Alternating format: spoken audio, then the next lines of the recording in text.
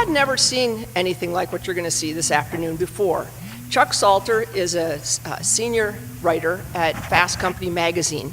And what he's done is he's created a way to report in a magazine style on stories that then are performed on stage with the people who he actually interviewed. Over the course of the conference, you've probably heard a lot about the Green Line. Some of you probably visited the Green Line. And we really believe it's an instructive and powerful case study for communities. And it's also a very exciting story that we're eager to bring to life today. I'm pleased to introduce our narrator, Chuck Salter, who is, as I said, an award-winning journalist who has brought his readers into many, many companies, including Amazon and Google and Mayo Clinic and Disney, and that just names a very, very few of the many great stories he's written about. So without further ado, I'd like you to join me in welcoming Chuck Salter and the cast of The Green Line, 11 Miles of Hopes, Dreams, and Fears. Thank you.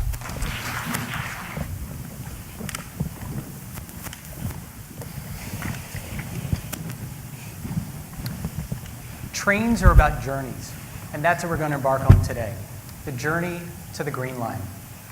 The light rail runs the 11 miles between downtown Minneapolis and downtown St. Paul, an area known as the Central Corridor. But the story stretches back decades. It's fraught with politics, lawsuits, and scars from a previous transit debacle, not to mention the usual funding hurdles. These cities, despite the unifying moniker Twin Cities, have distinctly different identities and priorities. Prior to the project, they weren't exactly known for collaborating. Given all the obstacles, I think it's fair to think of the Green Line as the most improbable train in America. But somehow it got built. Not by organizations, although it can sound that way in political speeches and media coverage. Individuals made the train a reality. They persuaded skeptics. They reshaped federal policy. They saved small businesses. And I wanted to meet these people. I wanted to hear what lessons the Green Line has for other cities looking to reduce congestion, grow their economy, improve struggling neighborhoods. From Detroit to Baltimore to Phoenix, communities all across the country are wrestling with the same questions. How do you change a city? How do you create opportunity? What role should public transportation play? The first thing you should know about the Green Line is that it nearly died 1,000 deaths. That's a rough estimate from Nancy Homans, who's considered the den mother of the project. Nancy's been a city planner for St. Paul for more than 20 years. And during that time, she repeatedly heard about this idea of connecting the cities with light rail. The challenges for light rail between St. Paul and Minneapolis for the last 3 or 4 decades were twofold. There were challenges related to transit itself. Minnesotans see themselves as living on the edge of a prairie that can grow out forever, and they see talk of transit as possibly people asking them to give up their cars. They see transit as symbolic of big cities, and certainly they see transit as somebody raising their taxes. And then there were challenges in St. Paul about where the line should go. There were some who suggested that it should go on a rail corridor far away from anybody that they might bother. Others suggested that it be built on the freeway so it could go quickly from St. Paul to Minneapolis and back. And there were others that saw opportunity in building it straight through the heart of the city and being an economic development tool for the neighborhoods and businesses along the University Avenue. In a region that values community engagement and discussion, there was lots to talk about. As it turned out, the stars aligned for the Hiawatha Line, or the Blue Line, and that was great because that took off the table the discussion about whether this region liked or would support transit. And we could turn then in St. Paul to another prairie image and talk to folks about what happened to the small towns on the prairie that the railroad passed by. And if St. Paul wanted to be a force for the future, it had better figure out how to connect to the regional transit system, but fast. Projects like this take forever because they're massive undertakings. Putting a train down the center of University Avenue cost nearly $1 billion. And there was another daunting obstacle, the legacy of I-94. That's really where the story of the light rail begins, in the 1960s, in St. Paul's largest African-American community. Hundreds of families were displaced to make way for the new interstate, a quick route between two rapidly growing cities. For many residents, this is a wound that is never fully healed. So in 2005, when former city councilman Chris Coleman was elected mayor of St. Paul, and when he promptly vowed to make light rail between the cities a reality, you could be forgiven for thinking, that's not happening. In his inaugural address in 2006, Mayor Coleman said of the Central Corridor line, "We will build this corridor, but we will respect those whose lives are touched by this effort. They will be listened to and heard with patience and respect." The city didn't build the line, of course. The Metro Council did. But my very, very talented colleagues and partners in this room, those of us at the city, took responsibility for what we called everything else, fitting the line into the fabric of our city. And job number one was listening. The week that Coleman was elected, Nancy went to a book reading for an oral history called Voices of Rondo. Nick Kalik was there reading his contribution. He grew up in Rondo. He returned there after a stint in the military, and he's lived in or near the neighborhood ever since.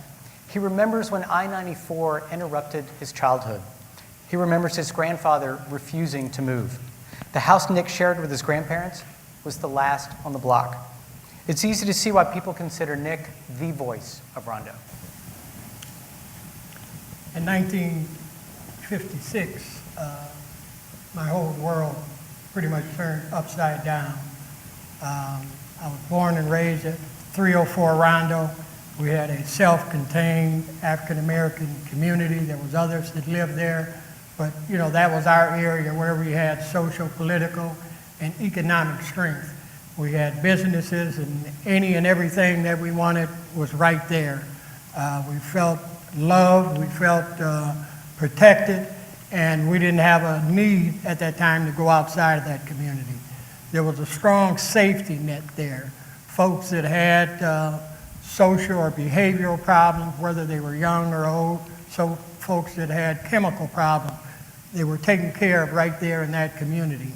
And that one day that I went by my grandparents' home, I was splitting time between them at that house because that's where I was born and raised, and later on started spending time with my mother. When I stopped by there, it was in September 1956. There was squad cars in front of the house. There was, when I asked about the whereabouts of my grandfather, who was 80 years old, and my grandmother, who was blind, they said they were taken to another location. When I looked in the house, there was men in there knocking holes in the walls to make sure that it was inhabitable for them to move back.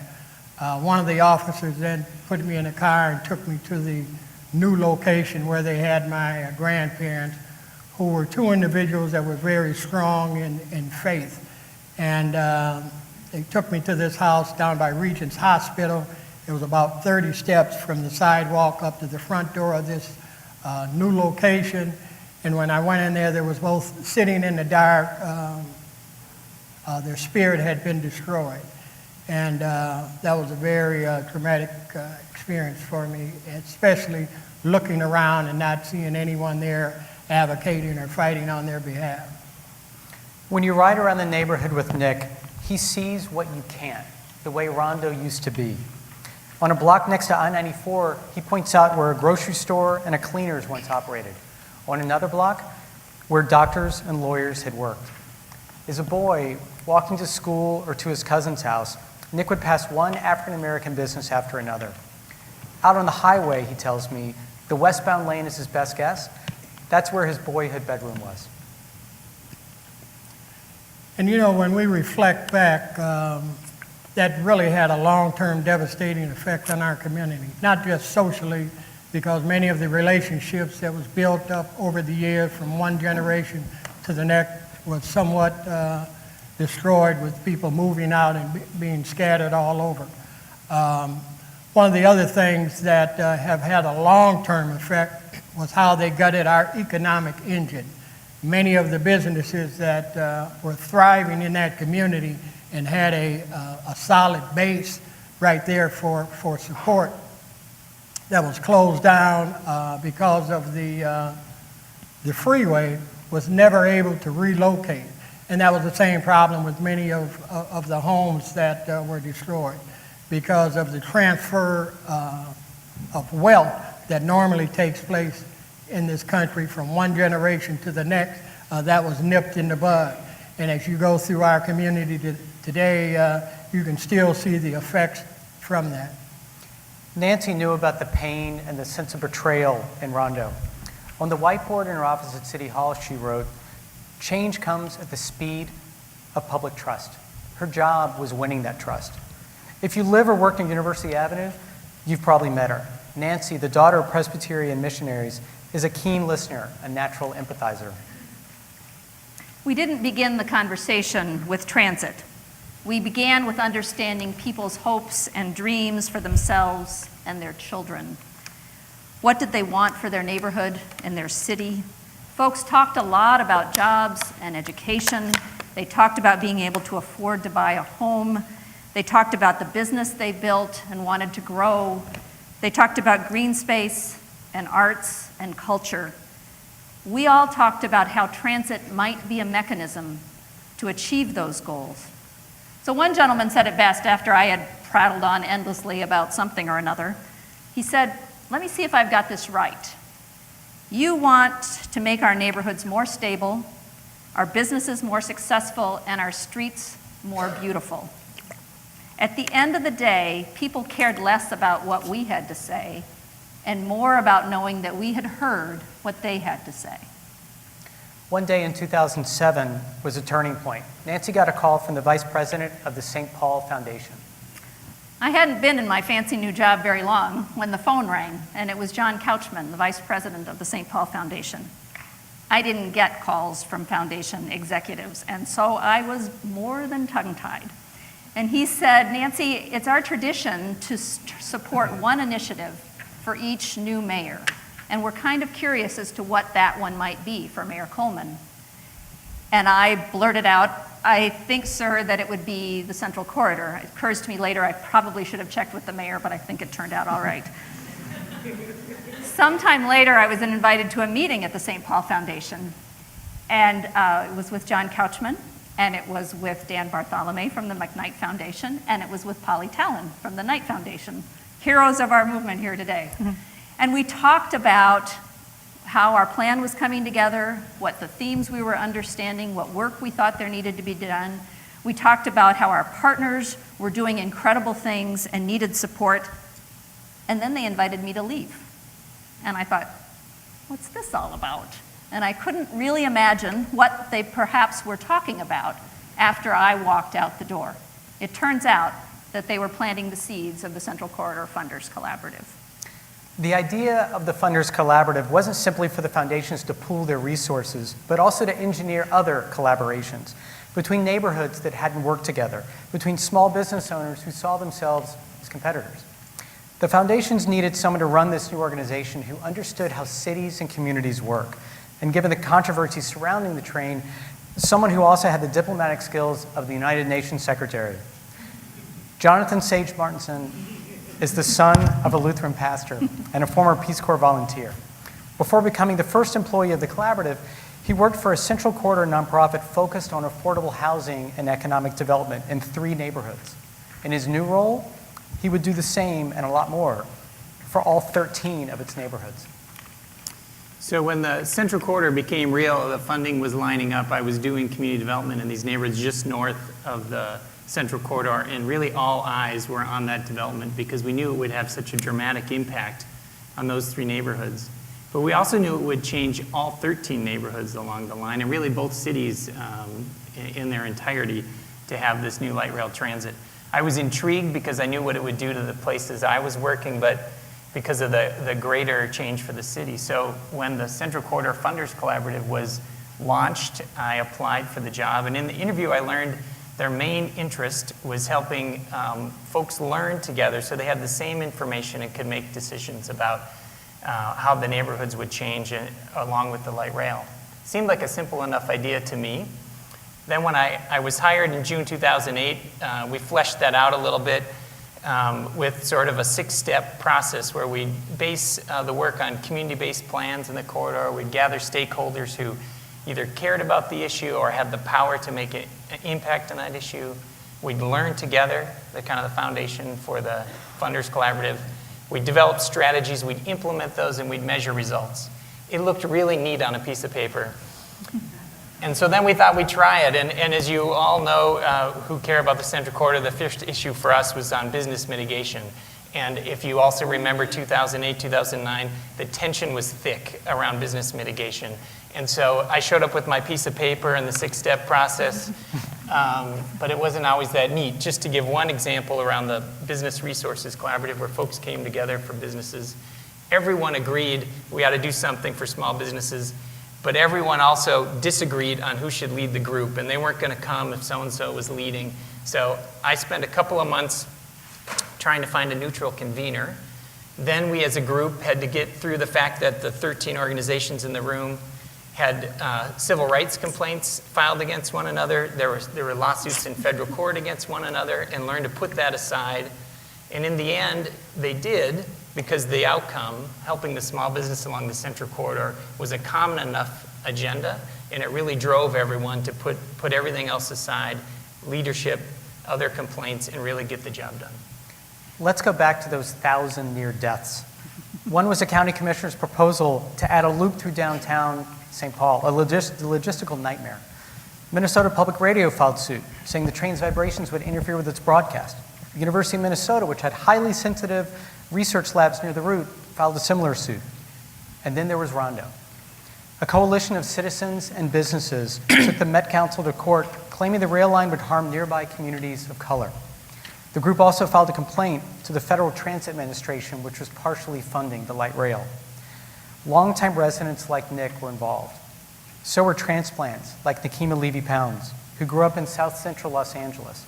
Since 2003, she had taught at the University of St. Thomas School of Law in Minneapolis, where she started a civil rights legal clinic.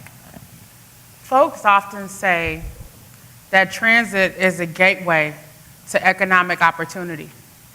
Well, I would argue that it depends on which side of the tracks you live on. That will make a huge difference in terms of whether transit works on your behalf or against your community. I have been drawn to the Rondo community since 2006, when I sat down and had coffee with Nick Khalik, and I asked him to explain to me the challenges facing the African American community. Once I heard about the issues such as a lack of economic opportunity and challenges to political participation, I decided to get involved. I said, I want to start a civil rights legal clinic that begins to address these issues. Well, thankfully, that took me out of the ivory tower and right into the heart of the community, where I had a chance to work with numerous groups and civil rights organizations and community members that were focused on uplifting their community. Well, in the midst of all that, talk began about the Central Corridor being transformed through the light rail. And one aspect of the conversation that constantly comes back to me is people saying, listen, either we have a seat at the table or we'll be on the menu. Part of why that was important was because when the plans were released surrounding the light rail, it was evident that folks from Snelling all the way to Rice Street along University Avenue would not be able to access the train or get off the train within their own communities. Typically along the Central Corridor, stops were placed a half-mile apart. Well, from the area along Snelling to Rice, the stations were placed 1 mile apart. So that meant an area with a high concentration of people of color from lower incomes would have difficulty accessing the train. Beyond that, we were told that the bus stations would be, the bus services would be cut in half. So the people in the community decided to tap into that spirit of Rondo that Nick mentioned earlier and to mobilize. They came together across different racial groups, different socioeconomic groups, different issues that they were working on, and they formed the Stops for Us Coalition. The Stops for Us Coalition worked a strong ground game, mobilizing people, doing listening sessions, holding government leaders accountable, and ultimately filing a federal lawsuit to push for stops at Western, Hamlin, and Victoria. And thanks to their efforts, people can not only get on the train, but they can get off in their own community. One of the main challenges for the light rail was the federal transit requirements. They were particularly rigid on construction costs and travel times. If the project didn't adhere to them, it could lose federal funding, another looming fatal blow. Federal policy, of course, is hardly an easy thing to change. But if you travel to the right conference, this one, as it turned out when it was in Boston, and spot the right federal official in line at Starbucks, you never know. So in 2009, the Funders Collaborative, based on people learning together, stole an idea from Baltimore, Maryland, which was to send a group of people from the Central Corridor to this funny rail conference in Boston. And the Funders Collaborative offered to pay for 20 initially stakeholders to go, and there were, I think, close to 40 or 50 applicants. We ended up being able to send 25, and a whole host of other folks went along as well. We had this big contingent of folks in Rail-Volution in Baltimore, or in Boston, excuse me. And while we were there, of course, progress happens when opportunity presents itself. And so that opportunity presented itself to some of those members of that cohort in Starbucks before the main session that morning, where the FTA administrator at the time, Peter Rogoff, was trying to get a coffee before going in. And some of those folks from the Central Corridor approached him, told him about these 3 stops, about the search to get additional stops in the east end of the corridor, and invited him to come back to St. Paul. And to his credit, he came back to St. Paul and he met with that group. But it wasn't just these sort of moments that present themselves. There was also luck that was earned by that group. Not only did they meet Peter Rogoff in the Starbucks line, but they spent multiple years working very closely with partners locally to make little increments of the project happen. So there was work around making sure that a supplemental environmental assessment was done as if the 3 stations were going to be built. There was work around station area planning as if the 3 stations were going to be built. And there was work around putting in the infrastructure underneath the road as if those 3 stations were going to be built in the future. All done while the federal policy still prohibited them being built. And it was that combination of dogged pursuit of opportunity, of grabbing opportunity when it presented itself, in combination with really open FTA for change. And the Central Corridor became, in many ways, the poster child for what's wrong with that federal policy, and led to a change that not only affected the 3 stops in our Central Corridor, but really every transit project in the country. That was in January 2010. Ray LaHood, the Secretary of Transportation at the time, came to St. Paul and announced the policy change himself. And in a stroke of rare expediency, the city, county, Funders Collaborative, and other financial backers came up with the $15 million needed to fund the 3 additional stops in just 10 days. As for the Rondo Coalition's lawsuit against the Met Council, a federal judge addressed it the following year. Judge Donovan Frank told the Met Council to do more for the low-income neighborhoods, particularly their small businesses. For Nick, who led the local NAACP chapter for 17 years, the response was long overdue. You know, the Preserve and Benefit Historic Rondo Coalition was a group of predominantly African Americans, individual businesses and organizations led by a young lady by the name of Veronica Burke. And during this time, many of our dear progressive friends that we were working with didn't quite see eye to eye in our methodology, how we was going to deal with this situation. Many of them didn't understand that the pain and the wounds that we suffered because of what happened with Rondo was like a scab being opened again. And so when the powers to be first agreed to put in the foundations for the stop, some folks celebrated, we didn't celebrate. When they agreed that they were going to put in the stops, once again, we didn't celebrate because we were looking at the big picture, bringing it from our historic perspective. And when Veronica put together this and organized this group of folks at the St. Paul Federal Courthouse in front of Judge Donovan Frank, the courtroom was packed. There were so many people, they had to open up an adjacent courtroom for folks to be seated and then to televise the proceedings there. And many of us was angry. We had low expectations going into the federal court because many of us perceived this as another part of the system that we felt had done a great injustice to our community. But to his credit, Judge Donovan Frank acknowledged the wrong and the injustice that was done to our community. He apologized in so many words on behalf of the federal government, and the fact that he did research on our plight and our injustice before that case meant a lot to many of us. There was old folks there from our old neighborhood that came down to the hearing in taxis. They were carpooling. It was a great event, and many of us that was there, even though we were dealing with the light rail issue, many of us was reliving the experience that we had during Rondo. And so it sort of took a little bit of the animosity that we had towards the government. You know, here we go again. Not looking at all the problems that could come about as this project was moving forward.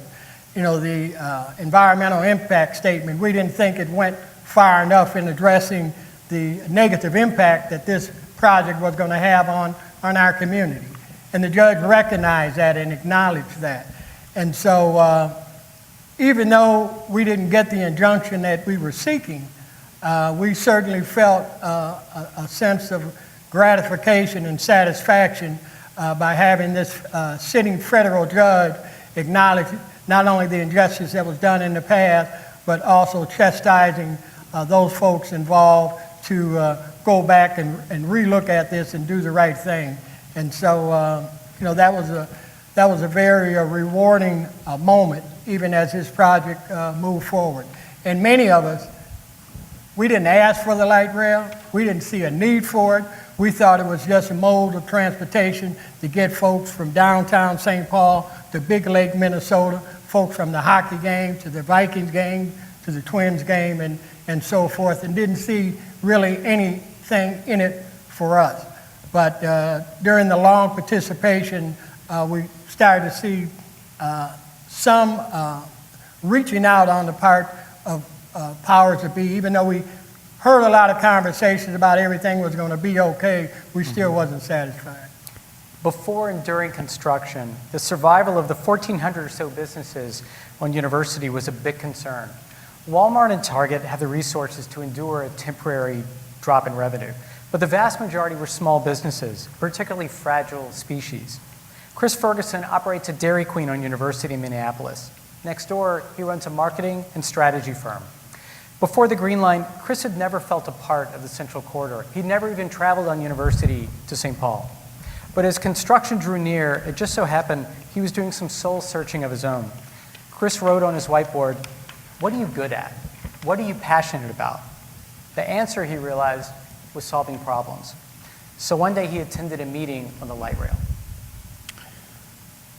St. Paul had done a fair amount of work to start thinking about how to help the businesses along the corridor.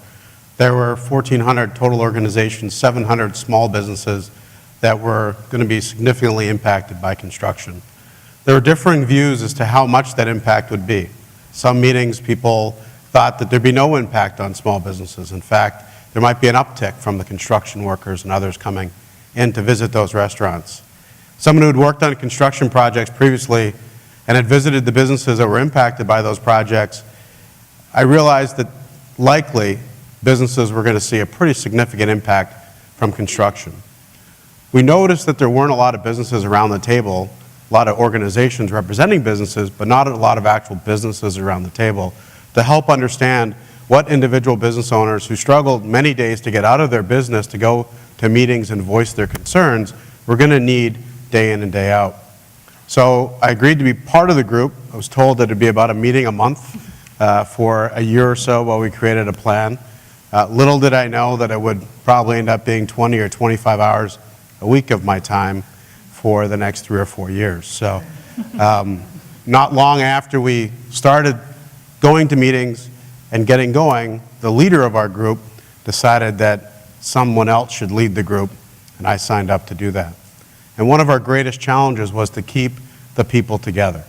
We had many people that were suing the project, and at the same time, we needed all of the partners around the table to be part of the solution, because we did have one goal, and that was to keep those businesses along the corridor alive. Chris, whose family is from Guyana in South America, had a breadth of experience that made him an ideal liaison.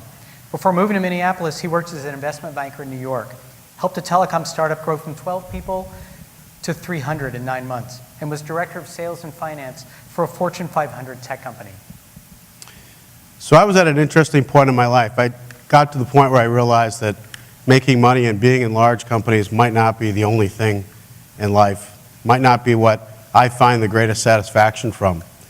I'm a big believer in karma, and at this point, it was an interesting time to diverge from what you'd done in the past, to think about what you'd learned and how you can apply that to a different situation that needed some unique help and talents. We were fortunate to have some phenomenal partners around the table. One of those partners was U7.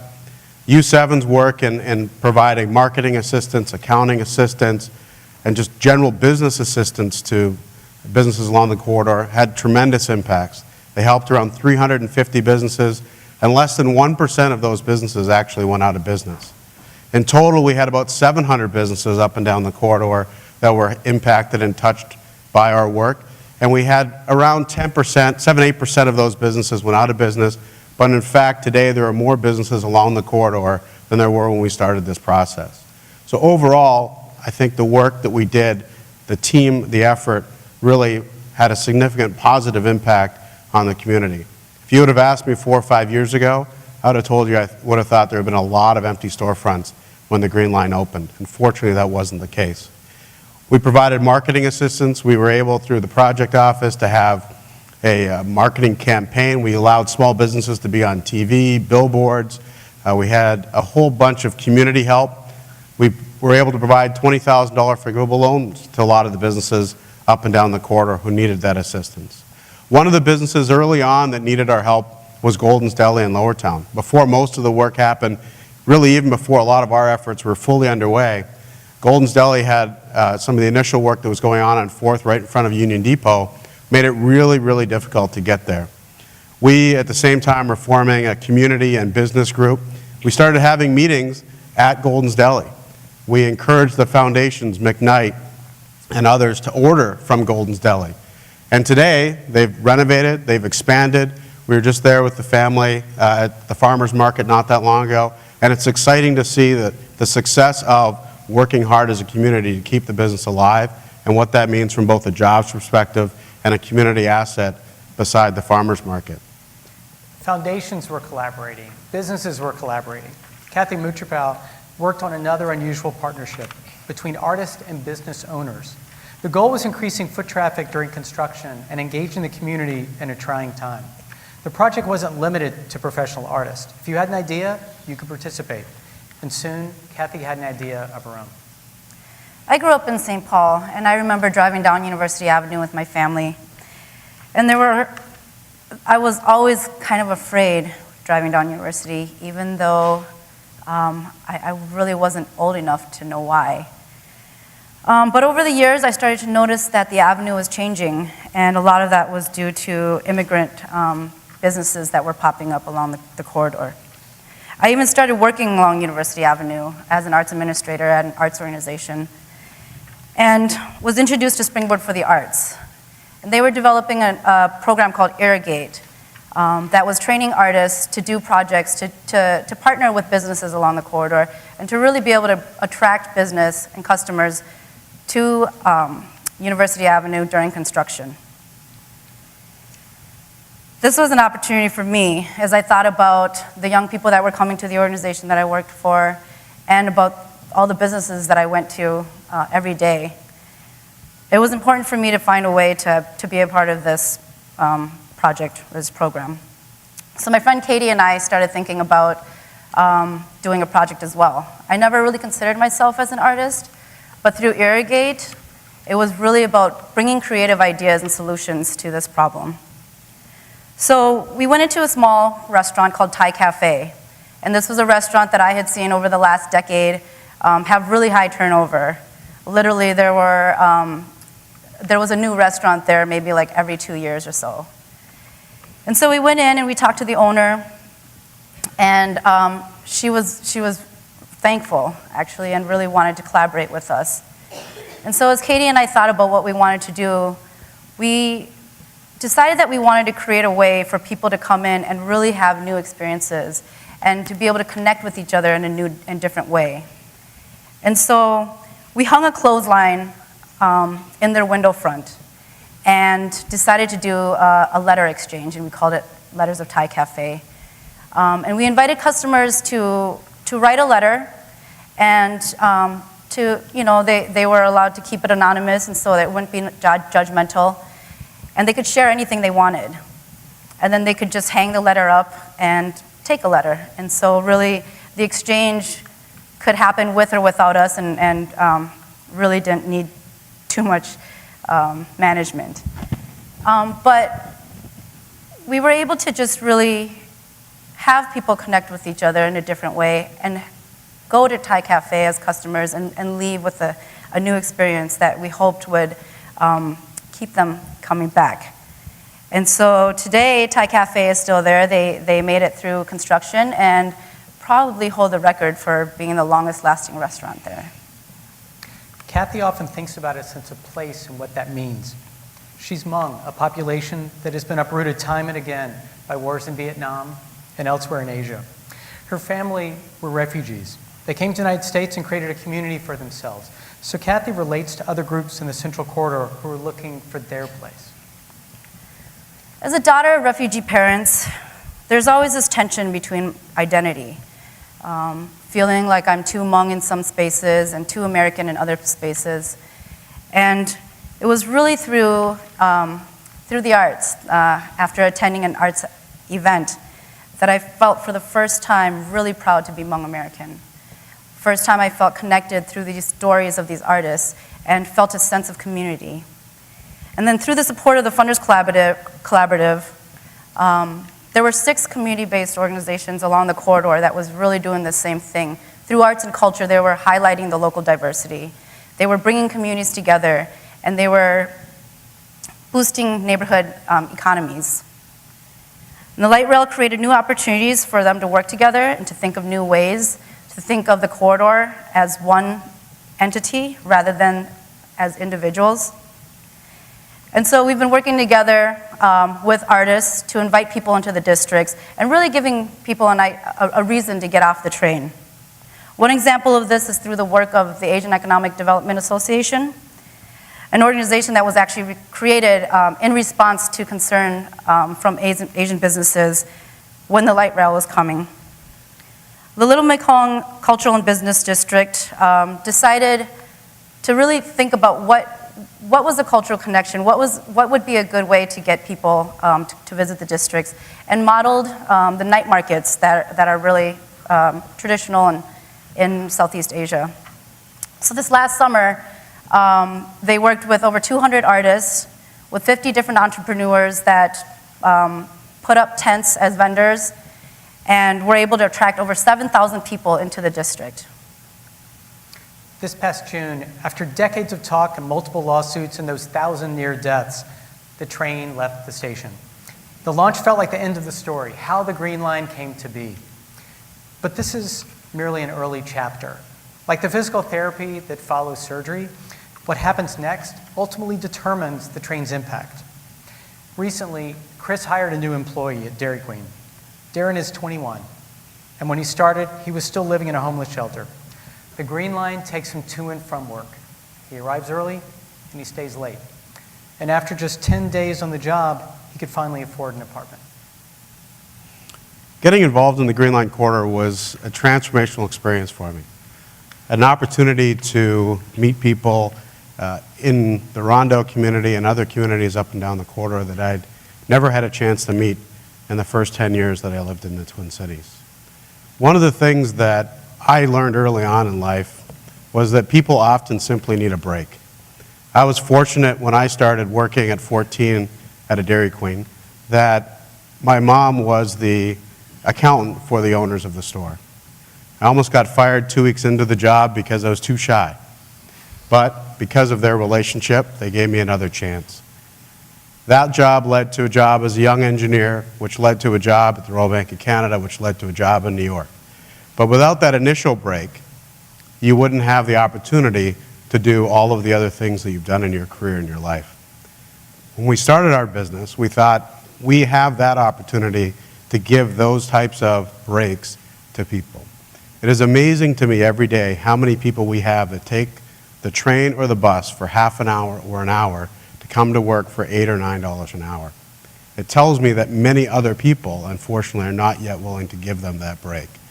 Hopefully, as we continue to develop along the Green Line, we'll have many businesses and many organizations that are willing to give many people that first break that they need to get started and change their life. Now, Chris is not a city planner. He's a business guy. He gets impatient. There's plenty of caring, he told me. We need more doing. He wants to create 14,000 new jobs in what he calls the forgotten middle. The idea that we had was we have a lot of vacant lots. We have some of the largest racially concentrated areas of poverty in the corridor. We have lots of people with good ideas. So the question is really, how do you think of city as a startup? How do you think about doing things fundamentally different along this corridor to create jobs and opportunities for people generations ago were left behind? That's really the challenge ahead of us. We think about a flywheel that we've nicknamed, or I've nicknamed, Fergienomics, which really is a combination of businesses creating jobs for people, those people being able to be more invested in their family because they have a living wage job that they can go to work at every day and they're not bouncing from job to job. When people are able to be at home with their kids, reading to their kids at night, we know those outcomes are better for those kids. They're at school more, they perform better, and those families are then able to invest more time in their community, to build that community and make that community more inviting to more businesses who can, again, continue that cycle. The work has just begun. We think at times when the train starts running that we're now done. We're not. All of those small businesses continue to need our help. We have thousands of people that continue to be without jobs. Our work has just begun, and that's the exciting part for this community and for us as we continue on this journey. The third whiteboard in our journey is on the wall of Brotherhood Inc. headquarters on University Avenue. It says, "Be the change you wish to see in the world." After learning about the problems facing young black men along the Central Corridor, Nikema and her husband Phelan wanted to help. After I connected with Nick Khalik and learned about the challenges facing the African American community in St. Paul, I decided that I wanted to do more to help. And so I connected with Nathaniel along with a woman by the name of Naida Presley, who's the executive director of Aurora St. Anthony Neighborhood Development Corporation. I went to Naida and I said, listen, we have done the research, we've looked at the statistics, and although St. Paul has a reputation as being one of the most livable cities in America, that's not the case for young African American men. They're falling through the cracks. Many of them are cycling in and out of the justice system. Many of them are not graduating from high school, which limits their chances for economic upward mobility. And so one of the things that we decided to do was to look around the country and to see what other jurisdictions were doing to address issues for people living on the margins of society. Through our research, we found an organization called Homeboy Industries, which was founded over 25 years ago by Father Greg Boyle. And the motto of Homeboy Industries is nothing stops a bullet like a job, and jobs, not jails. One of the things that was amazing about Homeboy Industries when I visited was the sense of love in the atmosphere, peace, and encouragement for those living on the margins that they could rise up if given access to opportunity. Instead of just doling out services to the people who are part of Homeboy Industries, many of whom were gang members or involved in the criminal justice system, Homeboy decided to be proactive by creating job opportunities.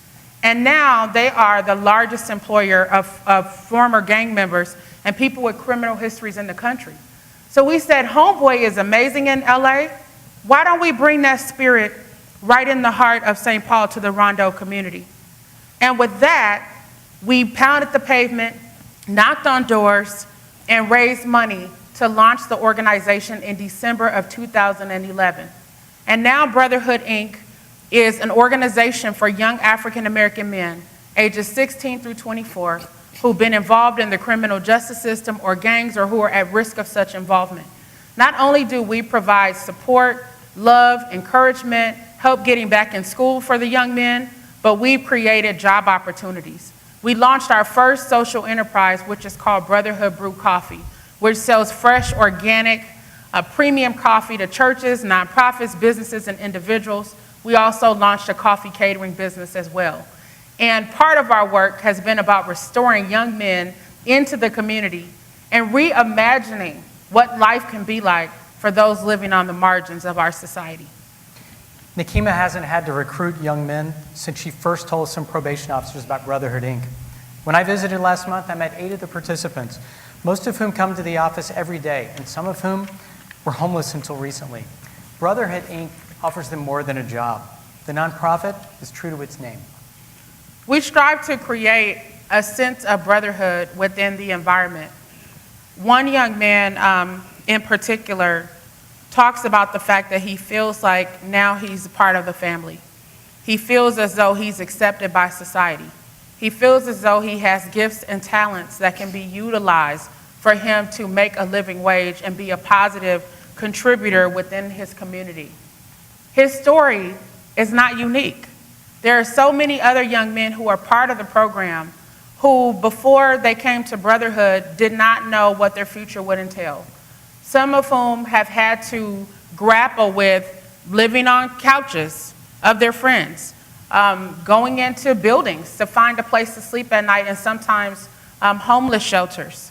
Through Brotherhood and a partnership with Neighborhood Development Corporation, we've been able to move into a larger space on the main level of University Avenue. We've also been able to become landlords of a 4-bedroom apartment that we're able to rent out to 4 young men who are a part of the program.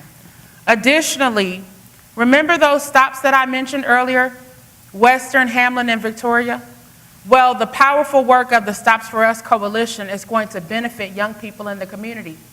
By this time next year, we will have a coffee shop at University and Western. And it will be a youth-oriented coffee shop where adults who come into the place will be expected to not just grab a delicious cup of coffee, but to interface with young people who may need help with homework, encouragement, or support for figuring out what they want to do in life. So if you're in town next year, make sure that you stop by Brotherhood Brew Cafe for a nice cup of coffee and a strong sense of community.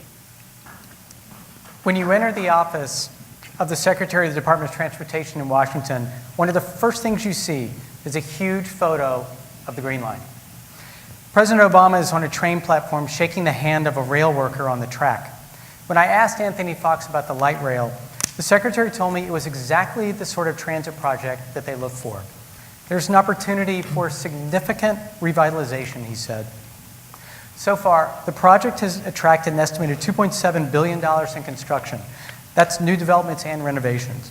Rents are on the rise, which is both encouraging but also potentially troubling. If small businesses and low-income communities are priced out, the Green Line will be I-94 all over again. Only this time the displacement will be gradual.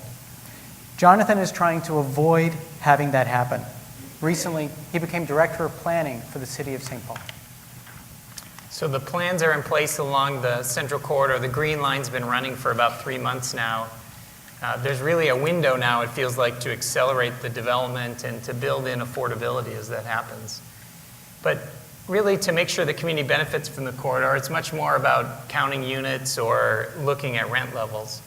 In fact, one of the things that stick in my mind is from a community resident who attended a meeting around affordable housing several years ago. As we were discussing plans around affordability, he said, look, it doesn't matter to us in this neighborhood how fast and how far rents rise as long as wages rise faster. And so the plans are in place not just around development and housing, but also around job training and around access to jobs, around business development and entrepreneurship.